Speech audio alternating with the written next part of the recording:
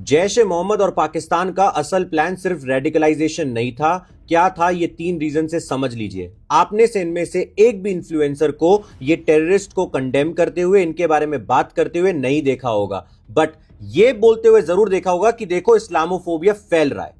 इसके अलावा कश्मीर के कुछ लीडर्स को बोलते हुए सुना होगा कि अरे आप इनकी फैमिलीज को अरेस्ट करके क्यों ले जा रहे हो, अगर टेररिस्ट थे इनसे पूछताछ करो, बट फैमिलीज को क्यों परेशान कर रहे हो। इसका जवाब ऑफिशियल्स ने दिया है कि ये जो रेड गाड़ी में इको स्पोर्ट्स में पकड़ा गया वो कौन था? उमर का ही रिश्तेदार था। जब तक इनसे बात नहीं करी जाएगी तब तक इनके फाइनेंशियल स्टेटमेंट, बाकी चीजें नहीं देखी जा सकती, नहीं समझा जा सकता कि ये क्या कर रहे थे।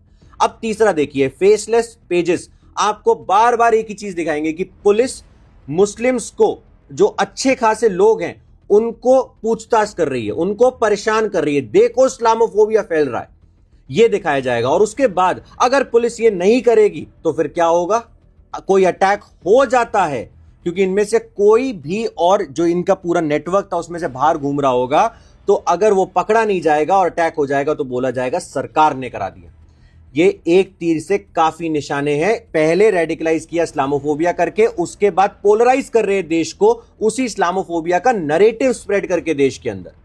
आप एक चीज समझ लीजिए, इनका सबसे बड़ा बेनिफिट रेडिकलाइजेशन करने से नहीं है, कुछ लोगों को मारने का नहीं है। इनका मकसद लोगों का दिमाग कंट्रोल करने का है, और कम से कम एफर्ट मार के, और वो कम से कम एफर्ट तब मारना पड़ेगा जब इंसान ऑलरेडी एक वल्नरेबल सिचुएशन में होगा और उसके दिमाग पे कब्जा करा जा सकता है। क्योंकि जो पहले ये मुजाहिदीन बनाते थे, जो बोला जाता था कि इनके पास पैसे नहीं है इसलिए ये लोग ये काम कर रहे हैं, जो भी बकवास करी जाती थी, कोई इंसान अपने आप को सुसाइड बॉम्बर बनाने नहीं पहुंच जाता ये चीजें कर कर, ठीक है। अब इन्होंने ये व्हाइट कॉलर रेडिकलाइजेशन सिर्फ इसलिए शुरू करा है कि जो ट्रस्ट फैक्टर बचा हुआ है लोगों के बीच में, जो कहता है पढ़ लिख के चीजें बदली जा सकती है, इन्होंने उन्हीं को रेडिकलाइज किया। क्योंकि ये मकसद सिर्फ रेडिकलाइजेशन का नहीं है, कम्युनिटीज के बीच में ट्रस्ट वैल्यू को जीरो कर देने का है।